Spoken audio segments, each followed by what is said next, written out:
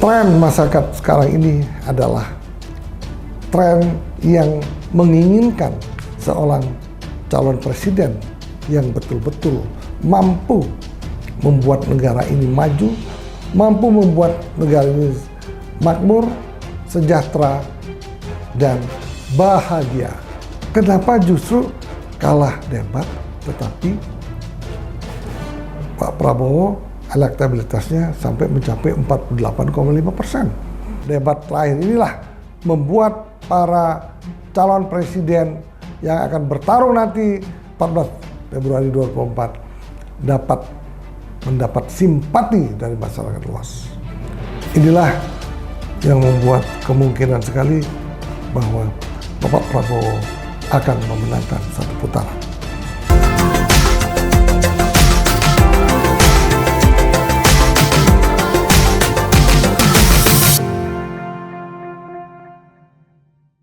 Halo, selamat siang para pemirsa sekalian. Kita bersama Mr. Puisi ingin mengulik, menganalisa, dan memperhatikan secara detail kemana arah dukungan masyarakat di Pilpres 2024 yang akan datang. Seperti kita ketahui bahwa tren masyarakat sekarang ini adalah tren yang menginginkan seorang calon presiden yang betul-betul mampu membuat negara ini maju, mampu membuat negara ini makmur, sejahtera, dan bahagia. Itulah yang dicari. Ketika nanti calon presiden ini yang tidak mampu menjelaskan kepada masyarakat, tidak mampu membuat program yang masuk akal, apalagi program-program yang tidak masuk akal yang muluk-muluk, dan kemudian program itu pun di-cancel pada saat dia melakukan kampanye. Itulah membuat kepercayaan masyarakat terhadap calon presiden hari demi hari semakin menurun.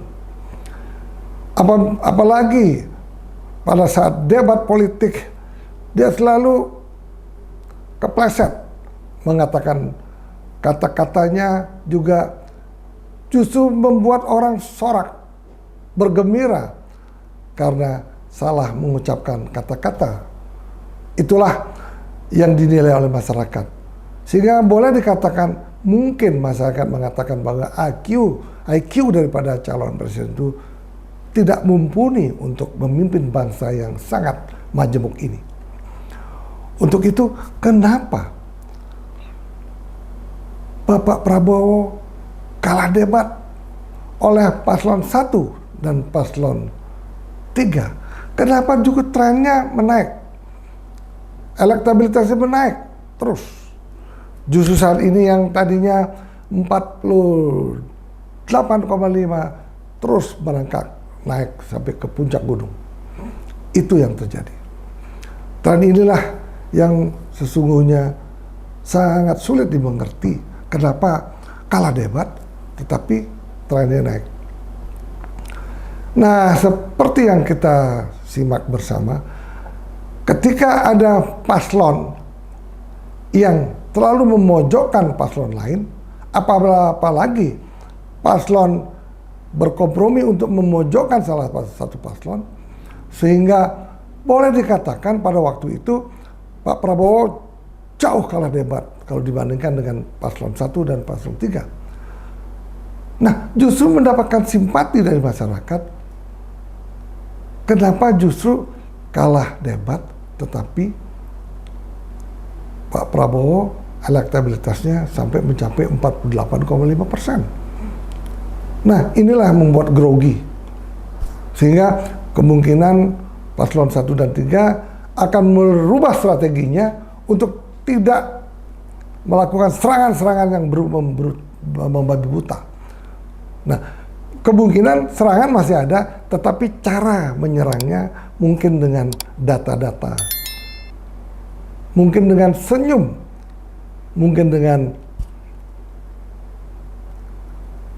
bergembira, sehingga serangan itu menusuk tajam tetapi dengan hati yang senyum. Mungkin ini yang akan dilakukan oleh pasangan Pak Ganjar dengan Pak Anies. Nah, itulah trennya saat ini. Dan faktor-faktor lain juga, bukan karena itu saja. Faktor-faktor lain bahwa Pak Jokowi, di mana putranya sebagai calon wakil presiden Bapak Prabowo, sudah jelas mewarnai para pemilih Pak Jokowi pastilah akan memilih Pak Prabowo. Karena apa? Karena putra Pak Jokowi itu ada di pasangan paslon 2. Ini yang sedang terjadi. Tapi saya percayalah Pak Jokowi tidak akan mau terang-terangan akan melakukan cuti dan melakukan kampanye saya besar-besaran last minute sebelum Pilpres 2024, 14 Februari yang akan datang. Kiranya itu tidak perlu mungkin dilakukan oleh Pak Jokowi. Karena apa? Karena semua orang saat ini sudah tahu Mas Gibran adalah putra Pak Jokowi. Nah, para pemilih dulu, para pemilih Pak Jokowi di luar partai PDI Perjuangan itu yakinlah pasti akan memilih Mas Gibran, di mana pasangan Mas Gibran ada berpasangan dengan Pak Prabowo. Dengan sendirinya para pemilih akan menusuk paslon 2. Itu yang terjadi. Mari para pemirsa sekalian, para calon presiden yang saya hormati, marilah Anda sekalian berdebat secara politik dan secara jujur dan secara beretika. Nah, ini debat itu jangan dilakukan seperti bercanda. Justru bercanda itu memberikan nilai Pak Prabowo 11 dari 100, berarti nilainya 1,1%. Itu mungkin Pak Anies bercanda, tetapi bercanda itu membuat elektabilitasnya Pak Prabowo naik. Nah, makanya seandainya Pak Anies waktu itu ditanya oleh Pak Ganjar, berapa kira-kira penilaiannya Pak Prabowo dalam memimpin sebagai Menham? Ya, kalau secara bagus, misalnya secara jujur, mungkin kalau Pak Anies menilai bahwa Pak Prabowo sudah membuat pindad luar biasa, bisa membangun alat pertahanan negara yang luar biasa. Di PAL juga beliau sudah membuat kapal selam tanpa awak, di mana beliau sudah melakukan perjalanan politik luar negeri, sehingga beliau mempunyai tujuan untuk bisa negara Indonesia disegani oleh masyarakat luar. Maka saya akan memilih Pak Prabowo mungkin dengan nilai 7. Apabila Pak Anies memberikan nilai 7 dari 10, mungkin Pak Anies akan mendapat simpati. Karena apa? Apa adanya, justru melebih-lebihkan penilaian itu. Nah, itulah masyarakat saat ini yang sangat senang apabila perdebatan politik ini memberikan nilai lawan politiknya dengan tidak main-main. Seperti guyon aja, sambil ketawa 11% dari 100. Nah, itu menyebabkan kurang simpatik. Nah, kalau Pak Ganjar, mereka menilai dengan 5. Itu pun menurut para pengamat, itu sesungguhnya memang seperti menyindir itu ya, menyindir kinerja dengan nilai 5. Nah, itu juga membuat blunder juga untuk Pak Ganjar.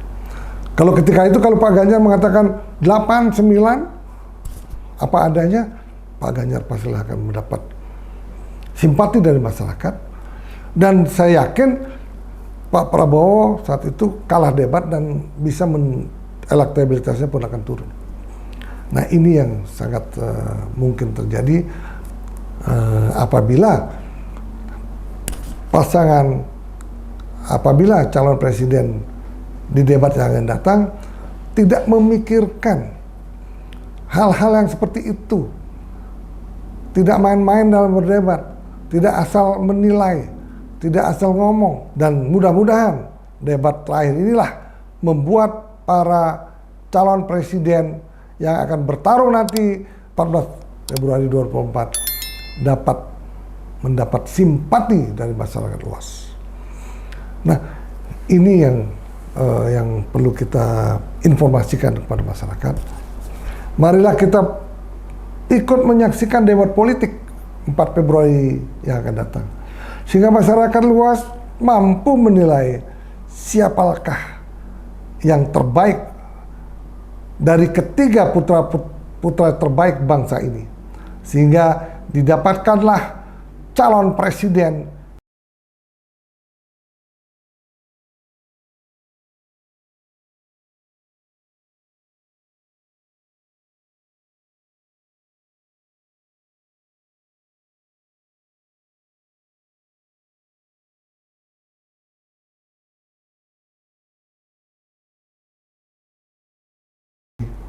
negara yang maju di tahun 2045 yang akan datang.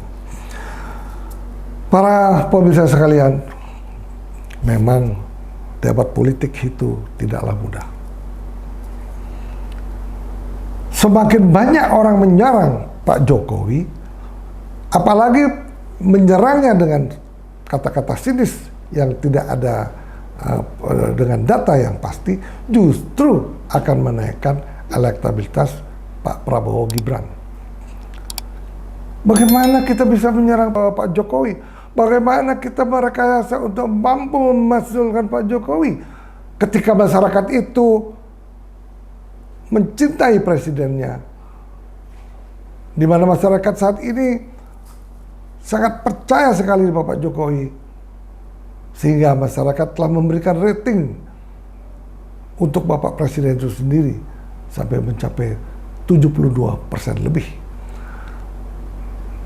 Ya, lain halnya misalnya Pak Jokowi membuat blunder sehingga masyarakat percaya, sehingga Pak Jokowi itu memang kurang mampu dan kurang berhasil memimpin negeri ini, sehingga masyarakat percaya, sehingga Pak Jokowi elektabilitasnya menurun. Ketika itu mungkinlah pasangan Pak Prabowo sama Gibran akan menurun juga. Tetapi nyatanya di last minute sampai sebelum pemilu 14 Februari yang akan datang masih tegak, di mana Bapak Jokowi masih mendapat kepercayaan masyarakat sampai 82% di Pulau Jawa dan mungkin 72% lebih di seluruh Indonesia. Inilah yang membuat kemungkinan sekali bahwa Bapak Prabowo akan memenangkan satu putaran. Dan kemungkinan sekali apabila Pak Prabowo mampu memenangkan satu putaran, percayalah, gestur politik Pak Prabowo dengan menempuk tangan Pak Ganjar pada hari-hari sebelumnya membuat paslon yang didukung oleh PD Perjuangan, di mana kita lihat tokoh bangsa ini yaitu Ibu Puan Maharani merupakan tokoh bangsa yang sifat-sifatnya sangat mirip dengan ayah tercintanya, Bapak Taufik Kemas.